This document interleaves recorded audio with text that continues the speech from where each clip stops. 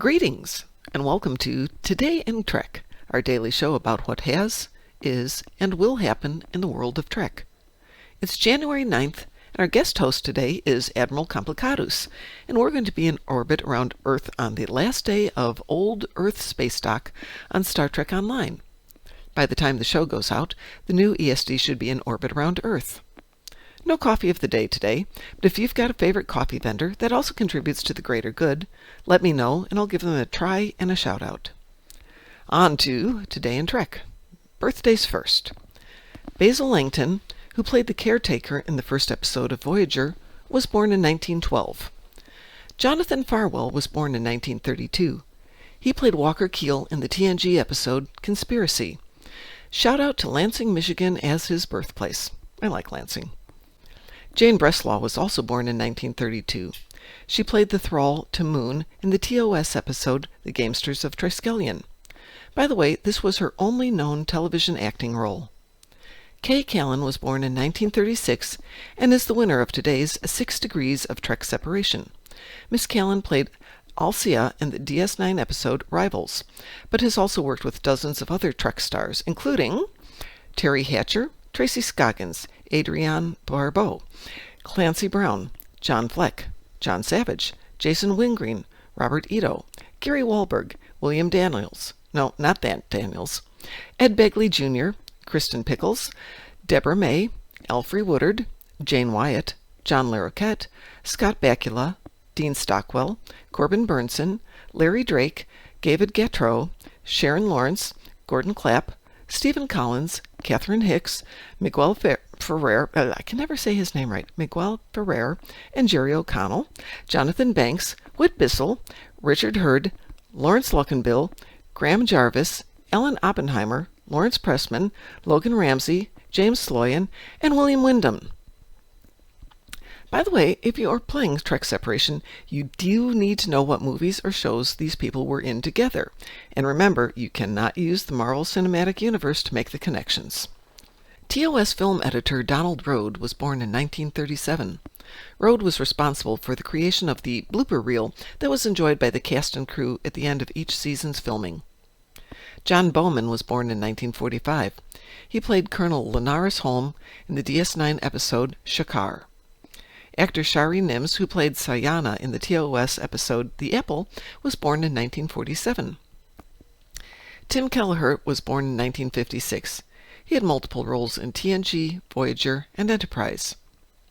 Scott Clace, who played roles in Voyager and Enterprise, was born in 1961. Joseph Culp, who played Ramus in DS9's Honor Among Thieves, was born in 1963. David Ellison was born in 1983. An actor and film producer, he also served as executive producer for Star Trek Into Darkness and Star Trek Beyond. In 2006, he founded Skydance Productions, also known as Skydance Media LLC. And yes, they are the company that is currently working to wrap up a merger with Paramount Global. So happy birthday, Mr. Ellison. Can we get some more Trek now, please? In Trek series on this day, while I don't do a lot of the stuff that says day 3 of filming for this episode or day 137 of filming for that movie, I did want to note that today was the final day of filming for TOS's Turnabout Intruder, filmed in 1969. This was the last episode of TOS, and though we didn't know it then, the last Trek series till 1973 when the animated series came out, and it would be a full decade before Star Trek the Motion Picture would come out.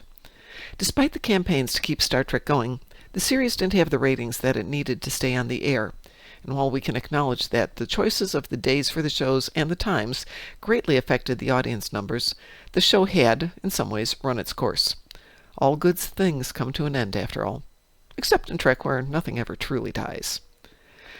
20 years after the last day of filming for TOS occurred, the TNG episode Loud as a Whisper premiered.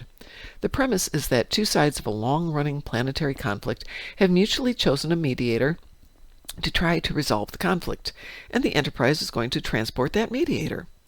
The mediator, as it turns out, is both deaf and telepathic, relying on his team of 3 aides to communicate his thoughts with others. Over the course of 3 acts, the mediation is interrupted and the 3 aides are killed, leaving the mediator to first refuse to continue the mediation, then to decide to proceed to resolve the matter in the final scene by having Riva, the mediator, teach both sides to use sign language, and the lengthy process that will also teach them to better communicate with each other. What makes this episode stand out is the use of actor Howie Seago, noted actor, director, and producer, to play the role of Riva. Like Riva in the episode, Seago is deaf and had reached out to the producers of TNG to create an episode about deaf people, resulting in this episode. According to Star Trek The Next Generation Companion, it received support from both deaf and hearing people. By the way, the actor Marnie Moseman played one of the 3 aides to Riva. Moseman is married to, in real life, John Delancey. The other 2 aides were played by Randy Oglesby and Leo Damian. One thing about watching this episode, though, is watch Data learn sign language.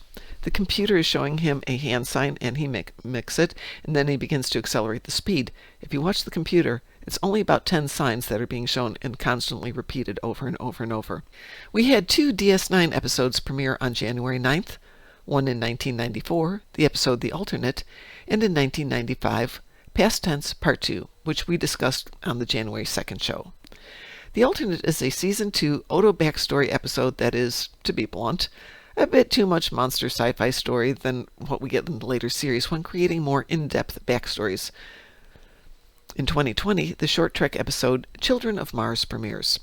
The story revolves around the rebellion of some rogue synths on Mars and the devastation that is wrought upon the colony there. It should be noted that this particular short is considered to be a precursor to Picard and not tied to Discovery. Ooh, this day in 1992, Nichelle Nichols received her Hollywood Walk of Fame star, and she deserved it. On a sad note, in 2020, writer Lan O'Koon passed away. He wrote the TNG episode Haven. But in that twist of reality in which we learn that everyone in Trek is somehow related to everyone else in Trek, he was the brother-in-law of Sherry Lewis and Jeremy Tarcher, who wrote the TOS episode The Lights of Zatar. And before you ask, because I know this has been weighing on your mind since we talked about Jeremy Tarcher the other day, yes, it's that Sherry Lewis, the one from Lamb Chop's Play-Along. It's a small universe. Michael Hemmingson died this day in 2014. A novelist, editor, playwright, literary critic, cultural anthropologist, he wrote the monograph Star Trek, a post-structural critique of the original series. Published in 2009 by Borgo Press, it's still available through Amazon.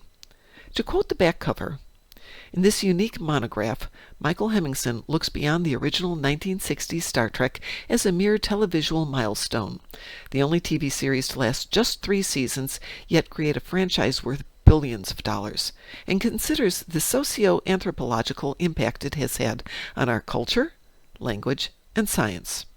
Star Trek is fiction that moves off the TV screen and into the communal psyche, influencing advances in technologies, flip-out cell phones, automatic doors, talking computers, the creation of an artificial language, Klingon taught in universities, and the formation of fan tribes who emulate the cultures within the Star Trek universe. Hemmingson also examines the socio-economic factors of Star Trek and critiques the Federation's narrow-minded view of utopia. Also included is the first critique in book form of the 2009 Star Trek motion picture, complete with videography and index.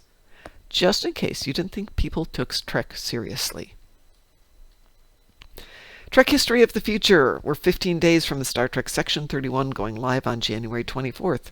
Reminder, it's on Paramount Plus, where Paramount Plus is available, and will be shown on Sky Showtime on February 7th in other parts of the international market.